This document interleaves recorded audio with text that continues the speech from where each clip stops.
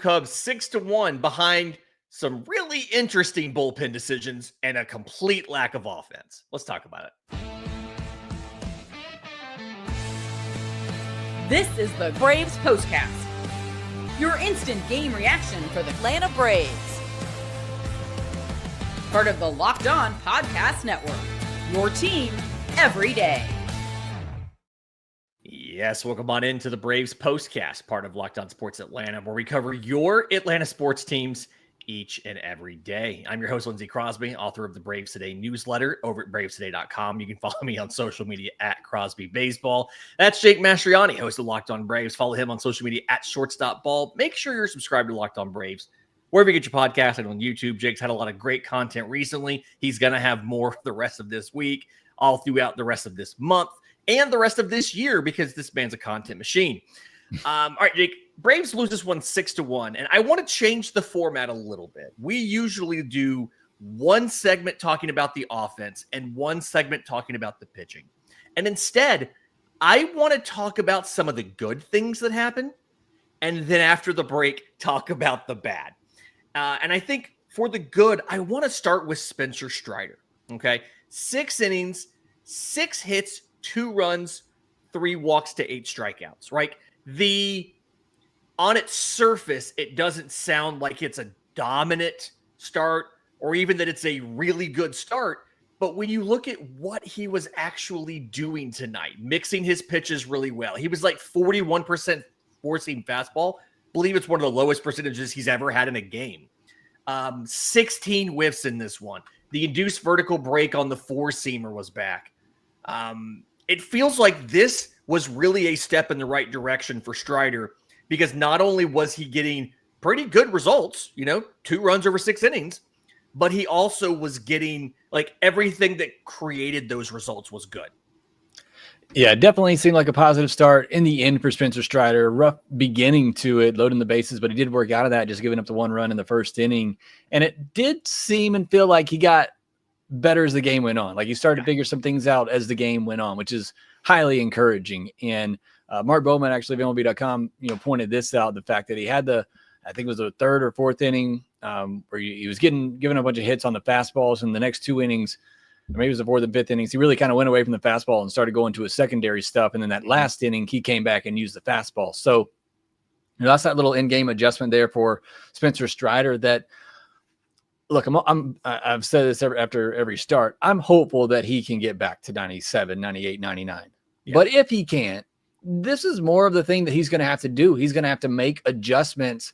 He can't just rely on, I have this super awesome fastball that nobody can touch. I have this super awesome slider that nobody can touch. You don't necessarily have that right now. I mean, the slider was back to that tonight and can be that, but it's got to be a little bit different for Spencer Strider, and he's going to have to adjust to the way that hitters are attacking him. Mm-hmm. And I think that's something interesting too. And then Joe was talking about this when I was listening on the radio earlier in the game.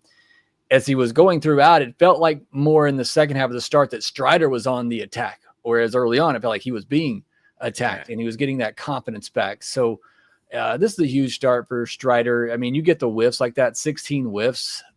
We haven't seen that from him in a while. A CSW over 30% is great to see.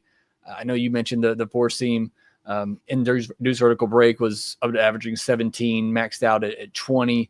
The slider, 9 whiffs on 14 swings, starting to mix in that curveball a little bit, kind of what I was talking about in that 4th and 5th inning, starting to throw in that curveball, got 4 whiffs on 8 swings against it. And I think this is just what Strider's going to have to do until, hopefully that fastball velocity comes back. And even when it does come back, it's going to benefit him to be able to mix in some of these other pitches here or there. I also thought the four-seam fastball command was a little bit better at times. It felt like it was either on the edges or it was right down the middle a lot of times. He was still missing over the middle of the plate too much, but I felt like there were more pitches, again, in the second half of the start, especially where he was starting to paint the corners. There was one in particular, I think it was the 5th inning.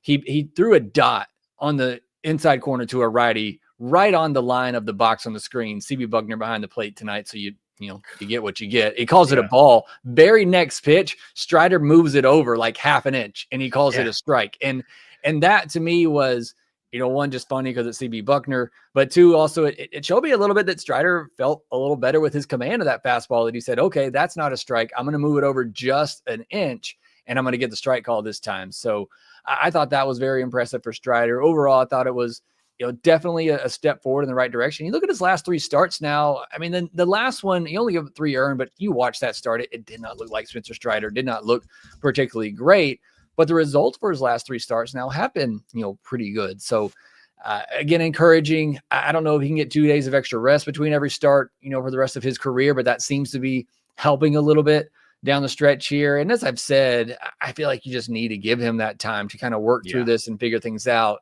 And I feel like he will, and it might take a complete offseason for him to get completely there.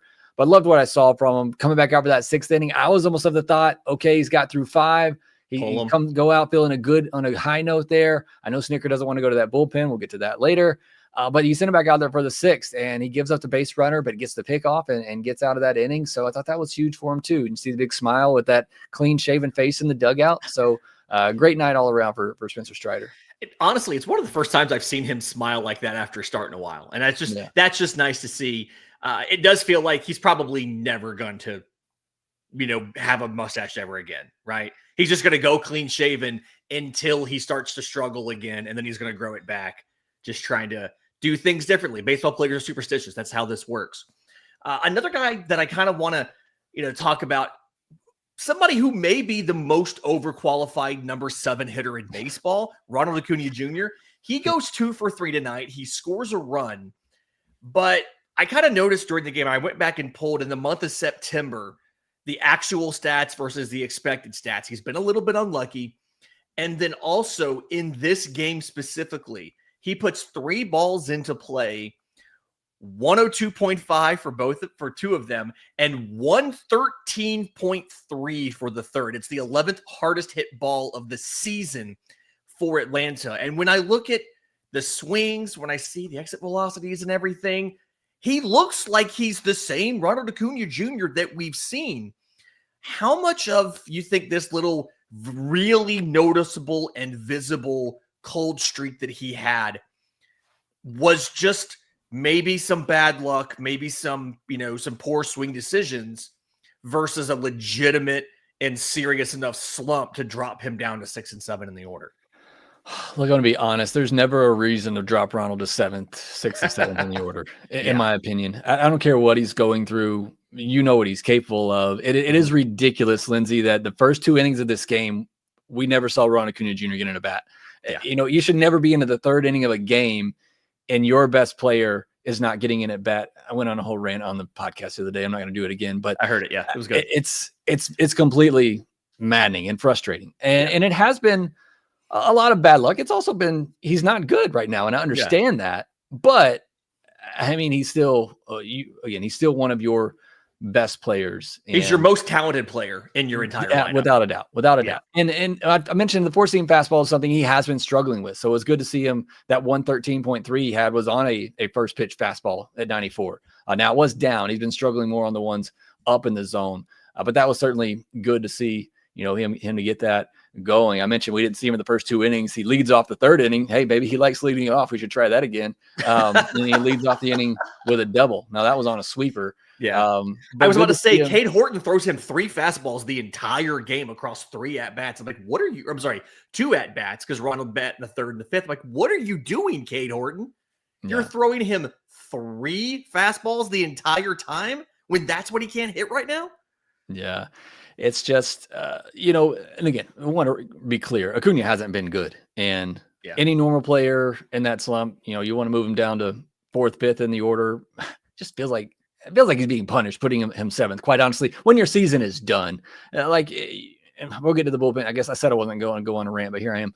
We're going to get to the bullpen here in a second too. And you're clearly not managing the bullpen to win games. So you're going to manage the lineup to try to win games by putting Acuna down in the order because he's not swinging the bat well right now. Just, it doesn't all add up, but great to see him getting some hard contact, getting some good results. While we're on the good segment though, I want to mention Michael Harris too, because those 2 hitting back-to-back in the order might be 2 of the most unluckiest players right now. I mean, Michael Harris had a 98.8, a 105.7, a 97.2. He reaches on an error on a ball that he absolutely crushes. and it doesn't get a hit for it. Dansby robs him of a hit on a line out. It's just, he's been a bit unlucky here too. He's been hitting some balls a lot harder in the past, week or so. So those two guys, they start getting those results again. You feel pretty good about them going forward. Yeah, it's just, it's kind of, I think the biggest observation that I've had on this Ronald being bumped down in the lineup thing is the fact that you saw so many other guys be cold for so long and not get moved down nearly as fast as Ronald got dropped down to the bottom third of the order. And to your point, didn't even come up until the third inning. All right, that was some of the good stuff. Let's talk about some of the bad. Like Atlanta didn't draw a walk tonight. Like, Atlanta only had 4 hits tonight. A defensive error. We'll do all of that next right here on the Braves Postcast. There's nothing like catching a baseball game live. The energy, the crowd, the chance to see your team in person. But actually getting tickets, that's sometimes the tough part. Queues, login screens, surprise fees. It takes the fun out of it, and that's why I use Game Time. It's the app that gives the advantage back to fans. Game Time is fast, easy, and backed by the Game Time guarantee. You'll always get 100% authentic tickets delivered on time and at the best price. Plus, all fees are included, so the price you see is the price you pay. The app makes it super simple. One of my favorite things is I can see the exact view from my seat before buying. I know that I have a good seat at a good price because fees are included, so you know your total up front. Download the Game Time app today, create an account, use code LOCKEDONMLB for $20 off your first purchase. Again, promo code LOCKEDONMLB for $20 off. Download the Game Time app today. Last minute tickets, lowest price, guaranteed. Today's episode is also brought to you by our friends at Monarch Money. Most people can't name all their financial accounts or what they're worth, right? They may not be counting all the investments or 401ks, or if they have, the value of the property minus the mortgage and all that stuff. And when you don't have the full picture, you can end up leaving money on the table. And that's why there is Monarch Money. It's an all-in-one personal finance tool that brings your entire financial life together in one clean, easy-to-use interface on your laptop or your phone, because Monarch is built for people with busy lives. If you've put off organizing your finances, Monarch is for you because Monarch does the heavy lifting for you. You can link all your accounts in minutes, see clear data visuals, get smart categorization of your spending, and finally feel in control of your money without ever touching a spreadsheet. So don't let financial opportunities slip through the cracks. Use code LOCKEDONMLB at monarchmoney.com for half off your first year. That's 50% off your first year at monarchmoney.com with code LOCKEDONMLB. All right, Jake, a couple not great things to talk about in this one. I think the biggest question that I have, and you alluded to this a second ago, is with not everybody in your bullpen available, right? You use some guys the last couple of days. Pierce Johnson's pitched 2 of the last 3 days. Iglesias pitched 10 pitches. Kinley threw yesterday. Dylan Dodd threw 58 on Sunday. He probably can't pitch till like Thursday. But going Dylan Lee to Alexis Diaz in a 1-run game, the decision doesn't make a lot of sense unless it's, to your point earlier, just let's throw this guy into a situation to see how he can do because we want to see if he can play for us in 2026. There's no other reason to make that decision over somebody else in the pen, right? Daysma Hernandez was down there. Dane Dunning was down there. Not that I want Dane Dunning to come in and do that, but you had other options. Why go to Alexis Diaz there? Yeah, I don't know. To be quite honest with you, I mean, it doesn't. Like, Alexis Diaz is getting dropped for a reason, and it's big time stuff, but he doesn't know where it's going. And who you could do that with? You could do that with Roldy Munoz. I mean, you got plenty of guys. Daysma Hernandez was in the pen. He's also got big time stuff. It doesn't know where it's going. And so you have guys who are part of your future, because Alexis Diaz, he's not part of the future here. You have guys in your system right now that are potentially part of your future that you could be giving those innings to. I think that's my biggest frustration here. It's not so much that they went to Alexis Diaz, it's that Alexis Diaz is on the roster over some other young guys who, granted, they haven't pitched well either. Hayden Harris didn't look all that dominant. Roldy didn't look all that dominant either. But I'd rather see them. If you're going to be throwing games away, I'd rather at least see those young guys, get the opportunities to see what they can do. And I think that's just my most frustrating part about it. And I understand there's not a lot of options. You did throw Dylan Lee, like trying to give the offense maybe one more inning, and you said, okay, I can't go to Pierce Johnson, can't go to Iggy or anybody else right now. Who all do you really trust out there outside of those guys? Kinley. So I mean, yeah, Kinley. So we'll go to one of my lower leverage guys in a one-run game where we're losing. And that's basically what it comes down to. But my biggest frustration is, why is Alexis Diaz there and not one of your younger arms that you could be getting another look at in a close game? Yeah, as a guy who had minor league options, they absolutely could have just, when he reported, they could have sent him to Gwinnett and let somebody else stay up. And just odd situation there. And then, too, rather than doing that and then going Connor Siebold for multiple, I either go Connor Siebold multiple or just let a guy like Dane Dunning come in, pitch 3 innings, and finish the game out and save Alexis Diaz for, I don't know, maybe a chance, maybe give Drake Baldwin a chance to meet him first, like understand what he throws and everything before you ask him to catch each other. Just kind of an odd situation there. And then the offense, it feels like, with the Tim Hires kind of approach in the second half of the season that we've seen a little bit, right? They're trying to work counts a little more. They're trying to draw walks and string together hits and all of that. And you can believe or not believe the success of that when it comes to, better pitchers and all of that stuff. They didn't draw a walk tonight. And I think we touched on this a little bit earlier. They were just really aggressive at the plate. And I don't know if this is this because they saw Cade Horton last week and they thought, hey, we know what he's going to do. We can hit him this time when we didn't hit him last time?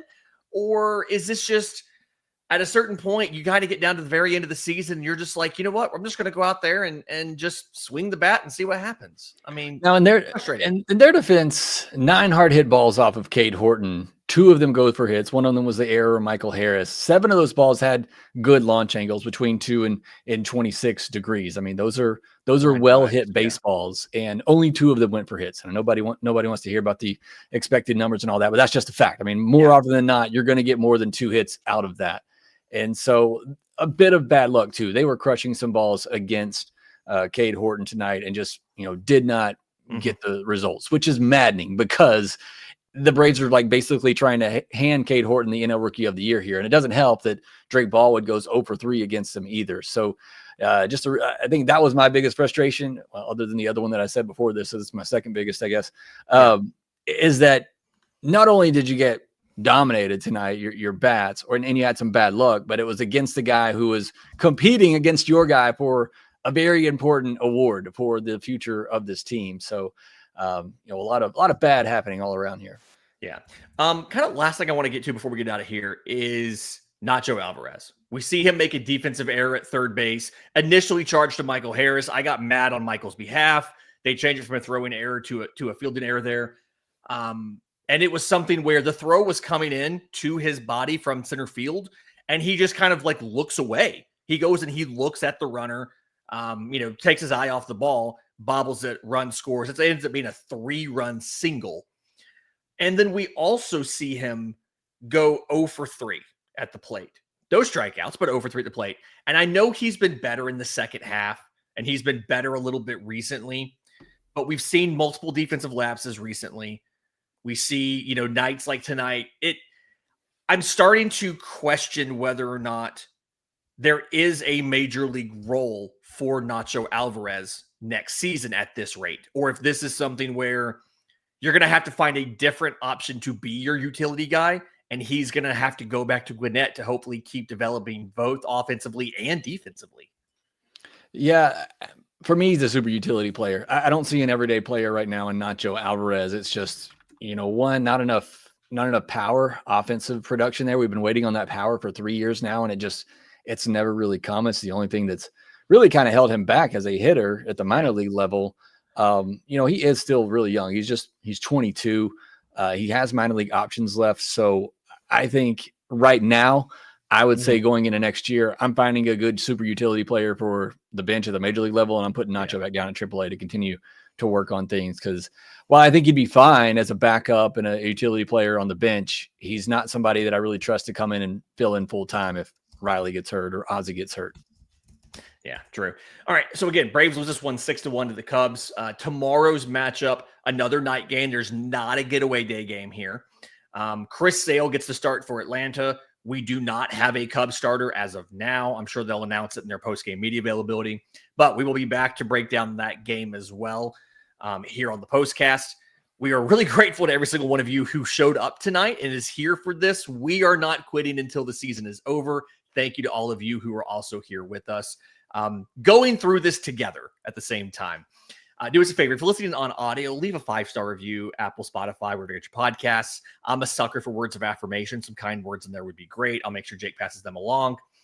If you're watching on YouTube, subscribe to both Locked On Braves and Locked On Sports Atlanta. Hit the notification bell so you know when we drop Postcast,